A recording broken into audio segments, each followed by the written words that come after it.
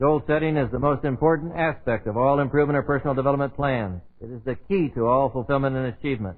Confidence is important. Determination is vital. Many different personality traits contribute to success, but they all come into focus in goal setting. If you ask me to list everything that has gone into the achievement of my own personal success, probably 75% of what I would have to say would involve goal setting. Let's begin by making this statement. If you are not making the progress you would like to make and are capable of making, it is simply because your goals are not clearly defined. If you are not making the progress you want, if your life doesn't seem to be fitting together, it is simply because your goals are not clearly defined. A goal is a target toward which you move, but it's something more than that. There is something almost mystical about a crystallized goal when you have developed a plan and set a deadline for its attainment. Such a goal produces in you a burning desire, intense self-confidence, and a firm determination to follow through.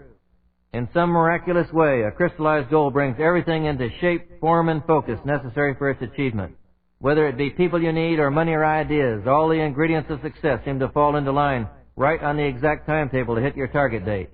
It has happened to me 1,000 times. It has happened to other people who have mastered the art of goal setting.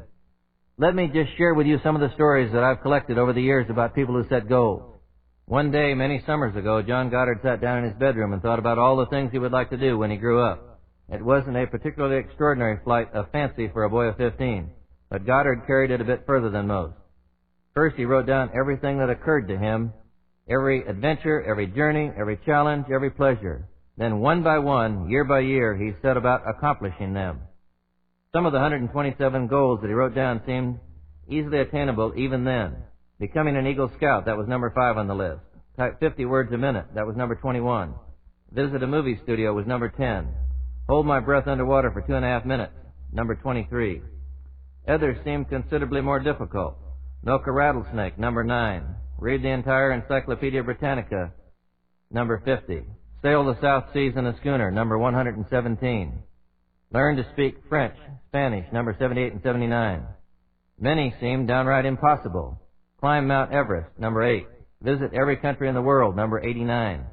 Find Noah's Ark, number 57. Go to the moon, number 127. John Goddard has real perseverance. He has now reached 107 of his goals, only 20 more to go. It is not really all that crazy as it sounds.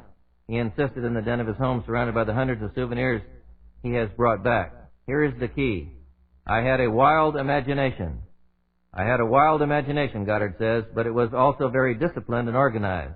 So you can see he added some do it now, and he added action. Procrastination, obviously, is not a part of his mental makeup. I believe that we can see from this illustration that it is important not only to fantasize and dream and visualize and make that a part of what we do for goal setting, but to put it down and organize it and then get into action. Goddard goes on to say, even today I make lists of all the things I'm going to do every month. It's only natural that I would make a list of what I was going to do in my whole life. Goddard is quite unusual, isn't he? Few of us have formulated such a comprehensive list of dreams and then developed a plan to achieve each one of them.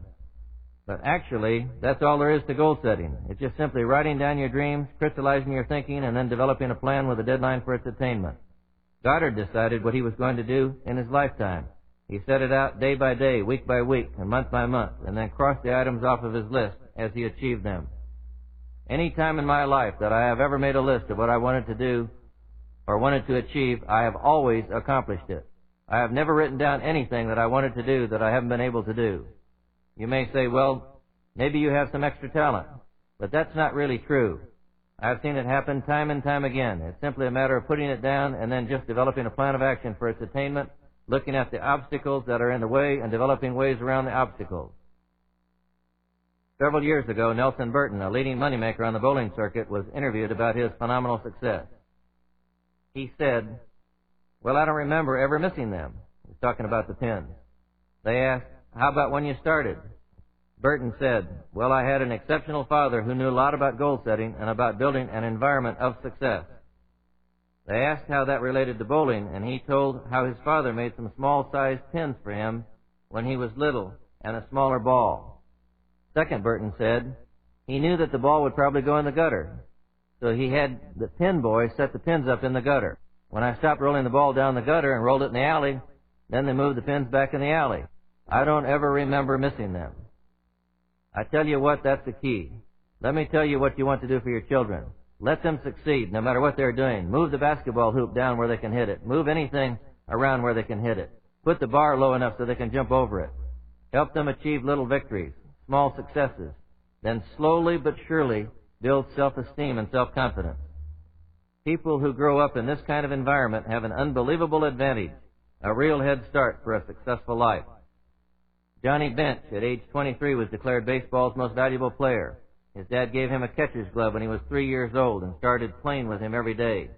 A.J. Foyt, one of auto racing's all-time greats, said, "There is really nothing else I wanted to do but race."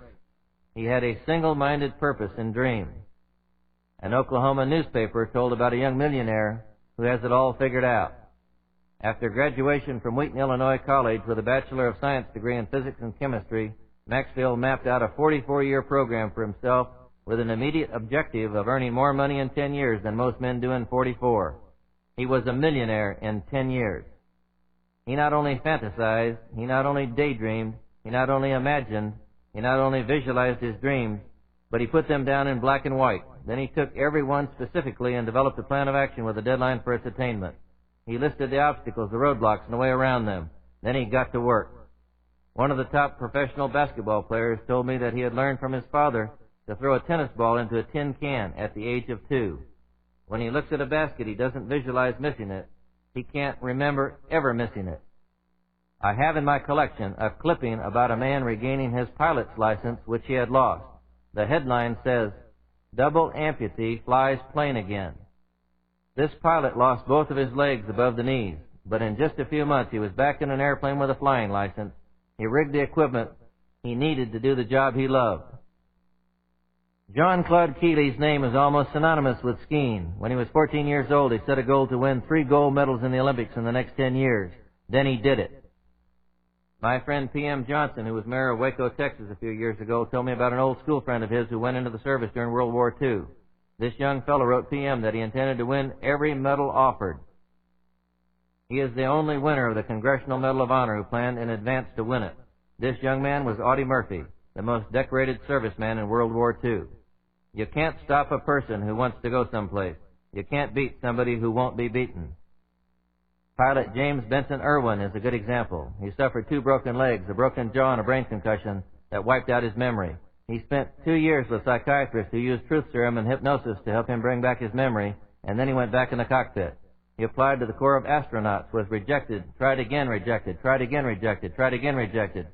But he wouldn't give up. He was the 8th man to walk on the moon. That doesn't seem extraordinary to me. Does it to you?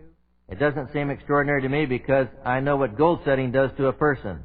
The attitudes, the success conditioning, and the confidence that come from goal setting make anything possible.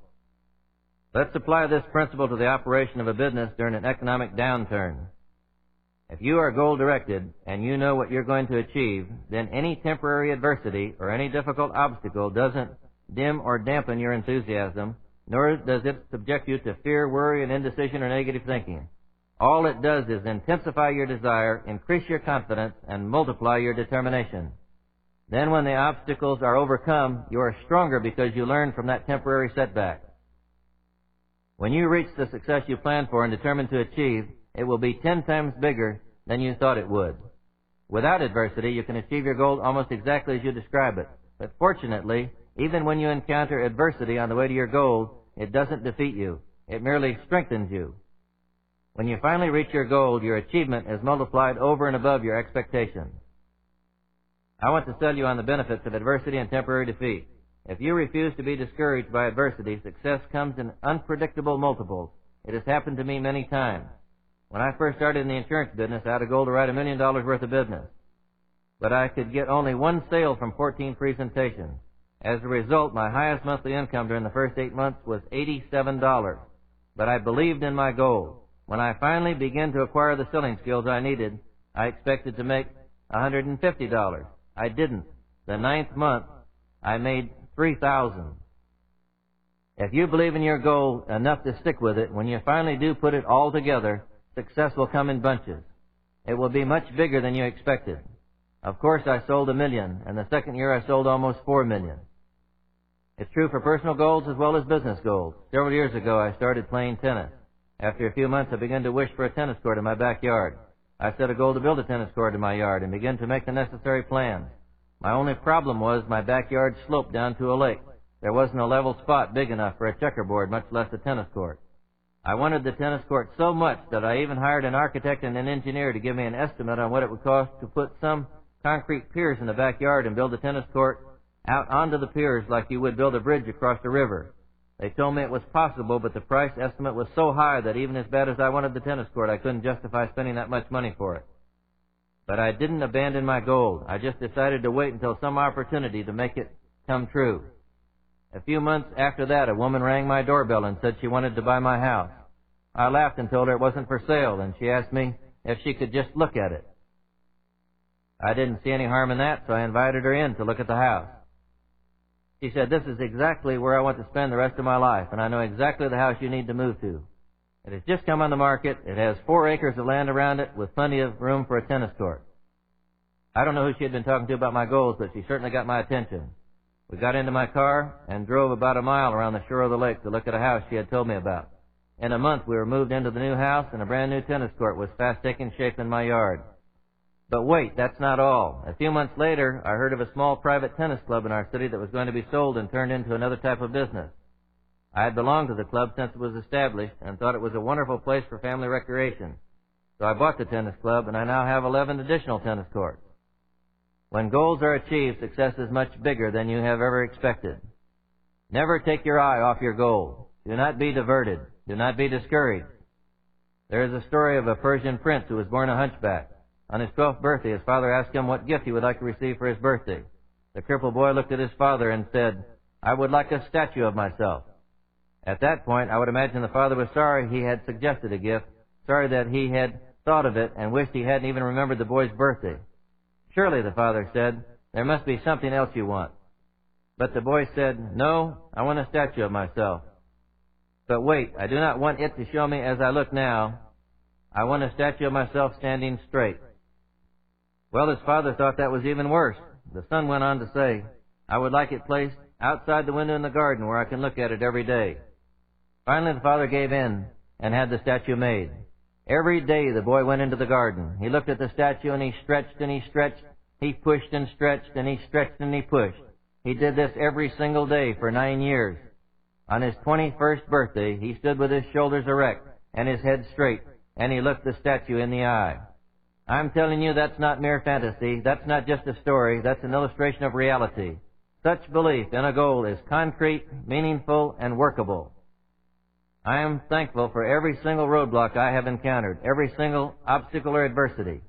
If you are self-motivated and goal-directed, obstacles merely intensify your desire, multiply your energy, and make you 10 times the person you would be without them. When you face obstacles or adversity, it's a blessing in disguise. See obstacles and adversity as steps towards your goal. Learn to say, "I have a problem. What's good about it? How can I use it to move me toward my goal?" Get the habit of being thankful for any adversity.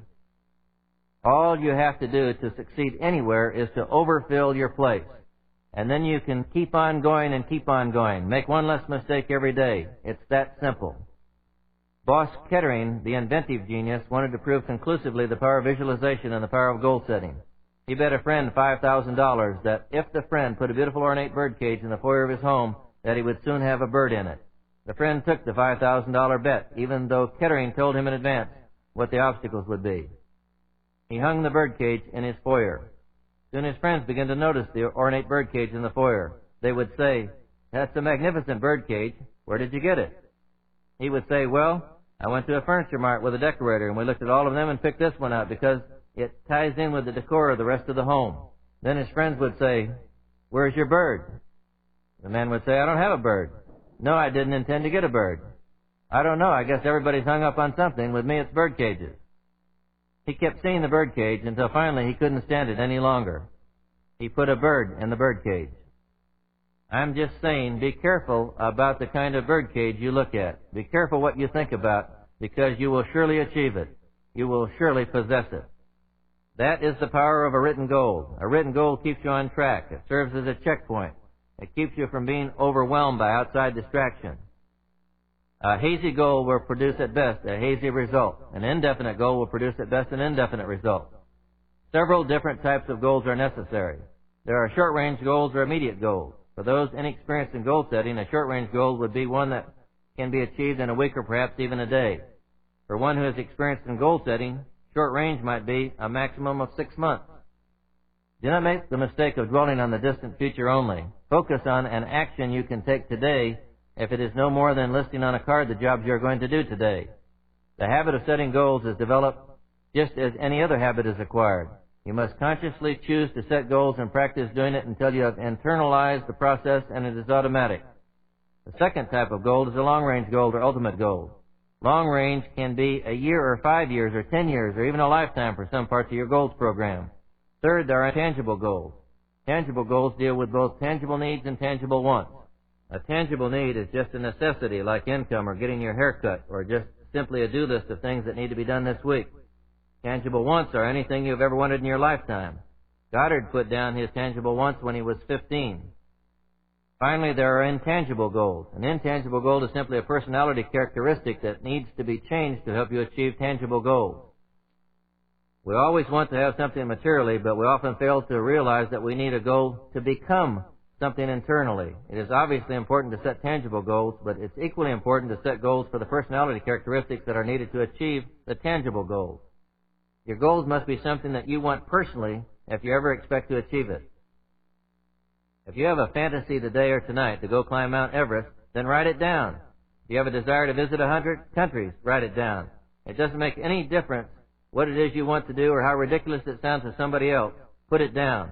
It is at this point that we often fail in goal setting. We use our intellect and our education and our logic and our reasoning to judge whether we have the capacity or capability to achieve this goal. We put on a judge's robe and we think, I can't do that. Think about it a minute. My mother and father have never done it.